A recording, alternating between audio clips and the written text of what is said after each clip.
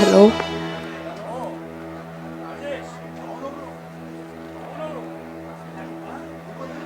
ಮನೆಗ್ ಬಂದ ತಕ್ಷಣ ಮುತ್ತು ಅಂತ ಕರೀತಾ ಇದ್ಯಾ? ಯಾಕೆ ಪದ್ಮ ಅಂತ ಕರೆಯೋದಕ್ಕೆ ಆಗ್ತಾ ಇಲ್ವಾ? ಇಲ್ಲ ಮುತ್ತು, ನನ್ನಿಂದ ತಪ್ಪಾಗಿದೆ. ಅದಕ್ಕೆ ನಾನು ನಿನ್ನ ಹತ್ರ ಕ್ಷಮೆ ಕೇಳಕ್ ಬಂದಿದ್ದೀನಿ ಕಣ. ಆದ್ರೂ ಪ್ರಾಣ ಸ್ನೇಹಿತ ಅಂತೇಳಿ ನಿನ್ ಮಾತಿಗೆ ಬೆಲೆ ಕೊಟ್ಟು ನನ್ನ ತಂಗಿನ ನಿನಗೆ ಮದುವೆ ಮಾಡಿಕೊಟ್ಟೆ. ಆ ಮಾತನ್ನ ನೀನು ಉಳಿಸ್ಕೊಂಡಿಲ್ವಲ್ಲೋ?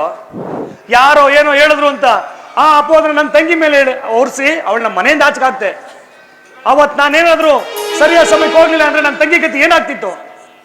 ಇಲ್ಲ ಕಣ, ನಾನು ಮಾಡೋ ತಪ್ಪು ಕ್ಷಮಿಸೋ. ನಿನ್ ಕೈ ಮುಗಿ ಕೇಳ್ಕೊತೀನಿ ಕಣ ಪ್ಲೀಸ್.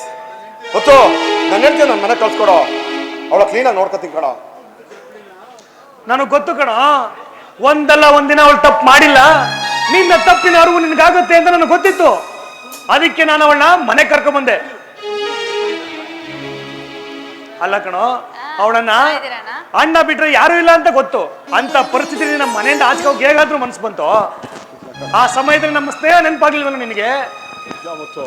ನೋಡೋ, ಹಾಲೇ ನೊಂದೋಗಿದ್ದೀನಿ ಕಣ ಅಂತ ಅಮ್ಮ ಕಳ್ಕೊಂಡು. ತಿರ್ಗಾ ನೋಯಿಸ್ಬೇಡ ಪ್ಲೀಸ್ ಮುತ್ತು. ನೋಡೋ, ಮಾಡೋ ತಪ್ಪಕ್ಕೆ ಪಶ್ಚಾತ್ತಾಪ ಪಡ್ತಾ ಇದ್ದೀನಿ ಕಣ. ನಿನ್ ತಂಗಿನ ಕರ್ಕೊಂಡು ನೀನ ನೋಡ್ಕೊತೀನಿ ಕಣ. ಕೈ ಮುಂದೆ ಕೇಳ್ತೀನಿ ಕಣ, ಸಂಸೋ. ಇರ್ಲಿ ಬಿಡು ರಾಜೇಶ್, ನಿನ್ ತಪ್ಪಿನ ಅರಿವಿ ನಿಂಗೆ ಆಯ್ತಲ್ಲ, ಇದ್ರಲ್ಲಿ ನಂದೇನಿಲ್ಲ. ನನ್ನ ತಂಗಿ ನಿನ್ ಮೇಲೆ ತುಂಬಾ ಬೇಜಾರು ಮಾಡ್ಕೊಂಡಿದ್ದಾಳೆ. ನಾನು ಅವಳನ್ನ ಕಳ್ಸೋದಕ್ಕೆ ಬಿಡೋದಕ್ಕೆ ನಾನು ಯಾರಪ್ಪ? ನೀನು ಅವಳಿಗೆ ಅಗ್ನಿ ಸಾಕ್ಷಿಯಾಗಿ ತಾಲಿ ಕಟ್ಟಿದ್ಯಾ. ಅವಳು ಬಂದ್ರೆ ಆರಾಮಾಗಿ ಕರ್ಕೊಂಡು ಹೋಗು. ಪದ್ಮಾ, ಪದ್ಮಾ ಬಾರಮ್ಮ ಇಲ್ಲಿ. ನೋಡಮ್ಮ, ರಾಜೇಶ್ ಬಂದಿದ್ದಾನೆ. ಹಾಗೆ ಹೇಗಿದ್ದೀರಾ? ಚೆನ್ನಾಗಿದ್ದೀರಾ? ನಾನು ಚೆನ್ನಾಗಿದ್ದೀನಿ ಪದ್ಮ. ನೀ ಚೆನ್ನಾಗಿ ಅಂತ ಕೇಳೋಕ್ಕೋ ನಾನು ಹರಿಯಾನಲ್ಲ. ನನಗೆ ಕ್ಷಮಿಸೋ ಪದ್ಮ, ನನ್ನಿಂದ ತಪ್ಪಾಗಿದೆ. ಪ್ಲೀಸ್ ನೀನು ನನ್ನ ಮನೆ ಬಂದು ನಂದಾದೀಪ ಆಗ್ಬೇಕು ಅನ್ನೋ ನನ್ನ ಆಸೆ. ನಾನು ಅವತ್ತೇ ಹೇಳಿದ್ನಲ್ಲ ಪದ್ಮ, ನೀನ್ ತಪ್ಪು ಮಾಡಿಲ್ಲ, ಅವ್ನು ಮಾಡಿರೋ ತಪ್ಪು ಅಂತ ಒಂದಲ್ಲ ಒಂದಿನ ಅರಿವಾಗಿ ಅವನು ಬಂದೇ ಬರ್ತಾನೆ ಅಂತ. ಅವನು ಮಾಡಿರೋ ತಪ್ಪು ಅವ್ನು ಗೊತ್ತಾಗಿದೆ. ಬೇರೆಯವ್ರ ಮಾತು ಕೇಳ್ಕೊಂಡು ಅವನು ಆ ಥರ ನಡ್ಕೊಂಡಿದ್ದಾನೆ. ಯಾಕ್ರಿ ಕ್ಷಮೆ ಕೇಳ್ತೀರಾ? ಅದ ಹಾಗೆ ನೀವು ಮಾಡಿರೋ ತಪ್ಪಿನ ಅರಿವು ನಿಮಗಾಗಿದೆಯಲ್ಲ, ನನಗೆ ಅಷ್ಟೇ ಸಾಕು. ಸರಿ ಪದ್ಮ, ಪದ್ಮ ನೀನು ನಿನ್ನ ಗಂಡ ಜೊತೆ ಹೋಗ್ತೀಯನಮ್ಮ? ಅಣ್ಣ, ನೀನು ಒಪ್ಪಿಗೆ ಕೊಟ್ರೆ ನಾನು ಹೋಗೋದಕ್ಕೆ ಸಿದ್ಧ ಅಣ್ಣ.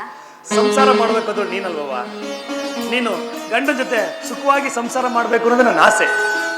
ಸರಿ ಅಣ್ಣ, ಏನಂದ್ರೆ ರಾಜೇಶ್, ಹೋಗೋಣವಾ? ನನ್ನ ತಂಗಿನ ಚೆನ್ನಾಗಿ ನೋಡ್ಕೊಳಪ್ಪ. ಚೆನ್ನಾಗಿ ನೋಡ್ಕೊಳ್ತೀನಿ. ಗಂಡ ಹೆಂಡತಿ ಇಬ್ರು ಸುಖವಾಗಿ ಬಾಳಿ.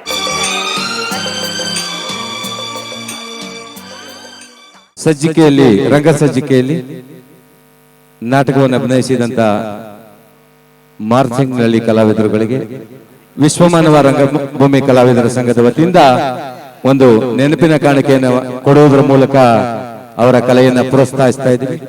ದಯವಿಟ್ಟು ಅದನ್ನು ಅವರು ಸ್ವೀಕರಿಸಬೇಕು ಅಂತ ಕೇಳ್ಕೊಳ್ತಾ ಇದ್ದೀವಿ.